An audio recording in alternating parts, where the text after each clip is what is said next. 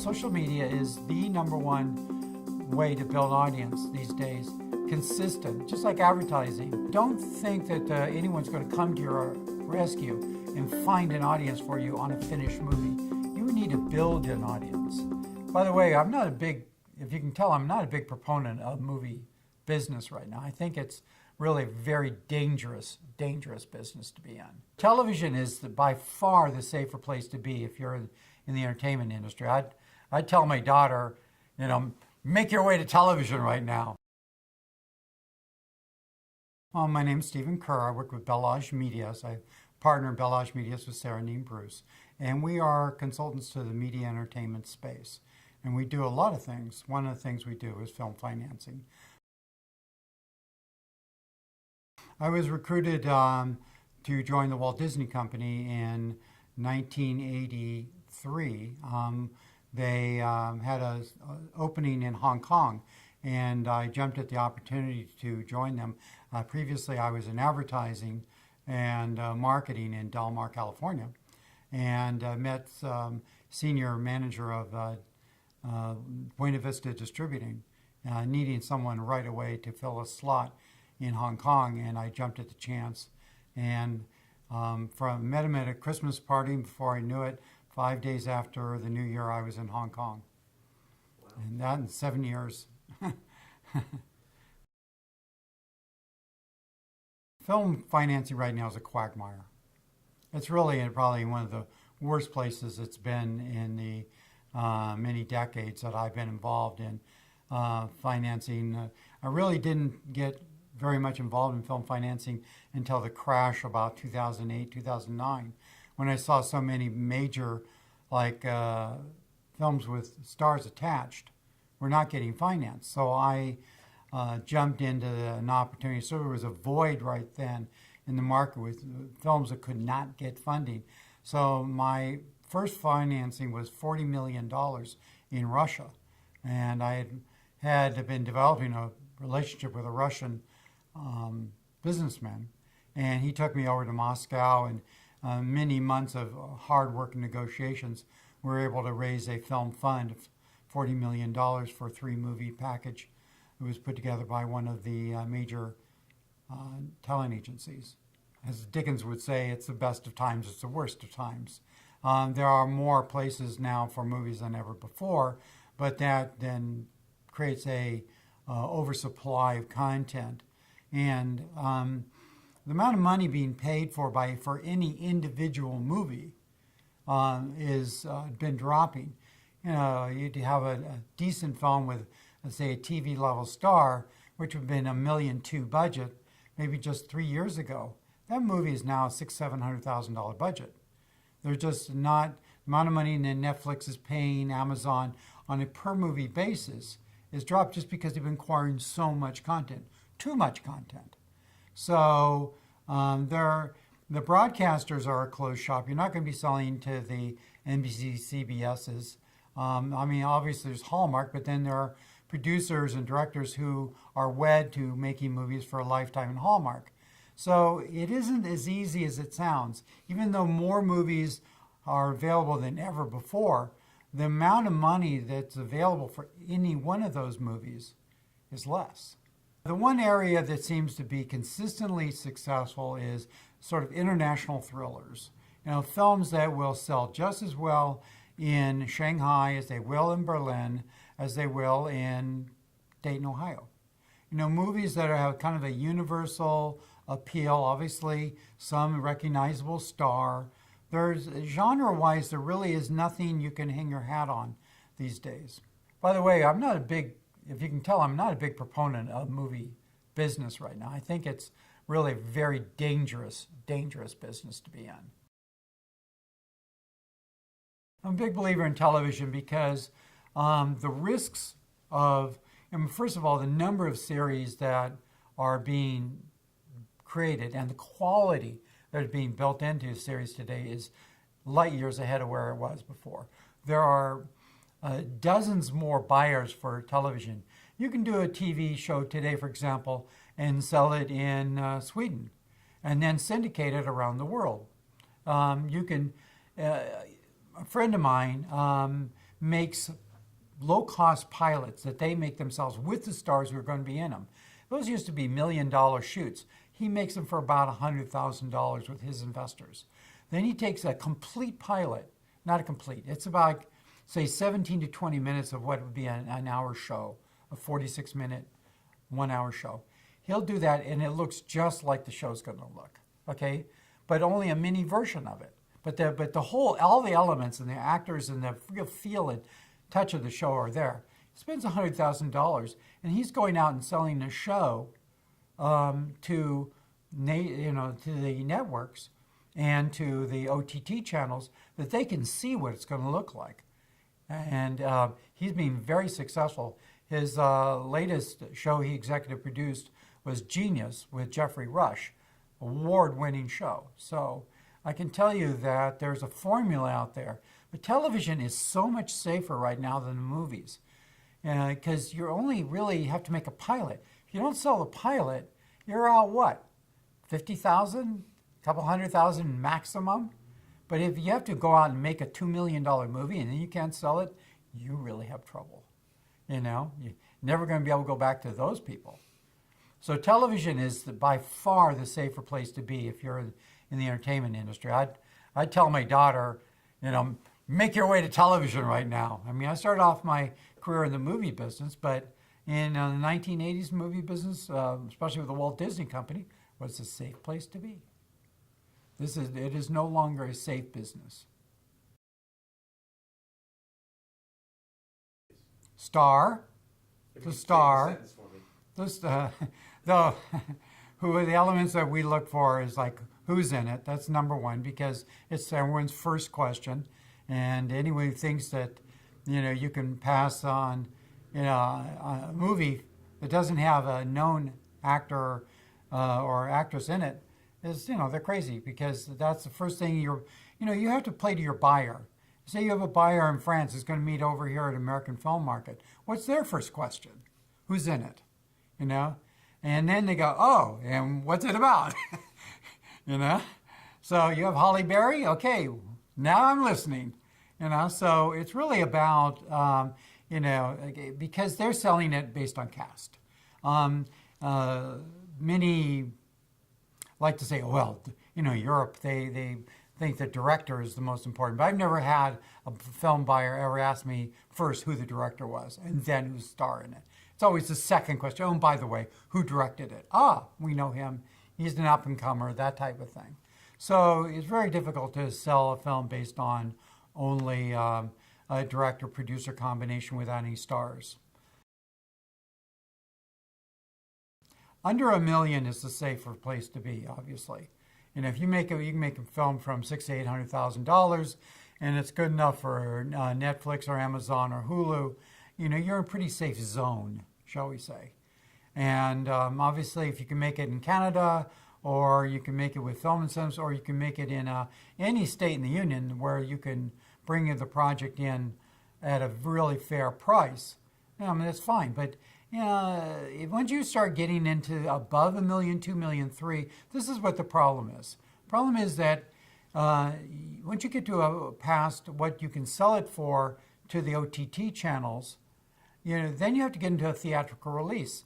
So now you have to have some sort of P&A commitment to put it out. Even if you only put it in 10 or 15 cities, you're going to have to be able to fund that, get audiences to come to it, get the movie reviewed. So you have a problem once you start getting in.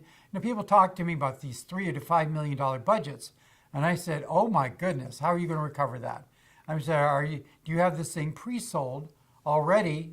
For at least 3/4 of that to a network?" No, you're in deep trouble. So there's no way to recover. And in my business, you got to think of the investors first. It's not about the filmmaker. You got to make money, or you're never going to make your next movie. So really, the price of the cost of productions really is dependent on cast, director, genre, distribution. If you can pre-sell the movie into foreign markets, that's great. If you can get enough pre-sales on a $10 million, you can get $8 million pre-sales on a $10 million picture. Great, you can easily cover that. But everyone's looking for incentives. It's a combination of incentives, the bank loans, the pre-sales and the amount of money you can get for a U.S. theatrical release. The getting P&A commitment for a movie is, I have veteran movie makers come to me, ask me if I can put together $15, $20 million in P&A for their $7 million picture with no recognizable stars in it. The answer, I'm not Houdini. I cannot do that. It's a combination. Really, people trade in this business on their reputations and their strength. And you really need to be thinking on a well ahead of the game. Again, if you have Bruce Willis, P&A is no problem. If you have Joe Schmo, it's a problem. So really, P&A commitments are kind of reserved only for those people who have a package, or it's a second or third out of a successful series. Really, even going to Sony and Warner Brothers, they're pushing a lot of movies down into the direct-to-digital channels, and not really making theatrical commitments except for their best product. We're working now with theater owners in organizations to try to put movies out without the need for huge advertising budgets. That, I think, is the crucial thing right there. If you can put a movie out basically digitally without having to spend, $1 million for 100 theaters, then you're way ahead of the game. It's the advertising, the A and the P&A that really nails you. Because how are you going to recover that $20 million in advertising? Very few movies, even studio-level movies, can cover their P&A. You have to be damn lucky. The key mistake is not lining up their distribution ahead of time. This idea of build it and they will come never works. If this idea that, I'll go out and my friends will make this movie and then we'll go out and sell it. There are something like 12 to 15,000 movies made in the English language. Less than 900 of them ever see the inside of a movie theater. Of those, only about a third of them make money. So do the math. The idea that you don't arrange your distribution ahead of time and hit the social media hard and drive people to rent it, view it, download it, watch it in some way and pay for it, then you're just losing money. You're just throwing your investors and your money away and your time. Who wants to make junk? What is a mistake that first-time investors make? Not knowing what they're getting into, not doing their homework. Because investors, it's whether you own a car dealership in Ohio or oil wells in Texas, regardless, this is no company, this is no industry to play in. A friend of mine who was a film distributor, very successful, had offices overlooking the Beverly Hills, and we were sitting there musing one day and looking at said, see those homes, see those 10 and 20 million, $30 million homes? Those are basically built on the broken bones of investors who came to Hollywood thinking they were going to teach us something. And then that's the case is that, that going to people like the, oil and Silicon Valley barons, they all think they're going to come in and teach Hollywood how to do this. And this is not the kind of place you want to do learning. You got to take the training wheels off before you get involved in Hollywood. My wife and I are actually producing a movie that she wrote 10 years ago and had been sitting on the shelf, but an actor in one of her early movies came to us with investors and stars already. He's always loved the movie, always loved the script, and always wanted to make it. And he came to us basically with the money in tow. And so that project's moving along quickly. But this, again, it started with the money. We didn't have to go out and shop for the money. The money came, said, looking for the right project. And then the stars were quickly attached to the movie, and they both had huge social media followings. So we can capitalize on their social media status. One's a fairly well-known pop singer, and the other one was on a major long-running television show and very well known. So we are capitalizing on their fame and the investors' money and our knowledge of how to distribute a movie like that.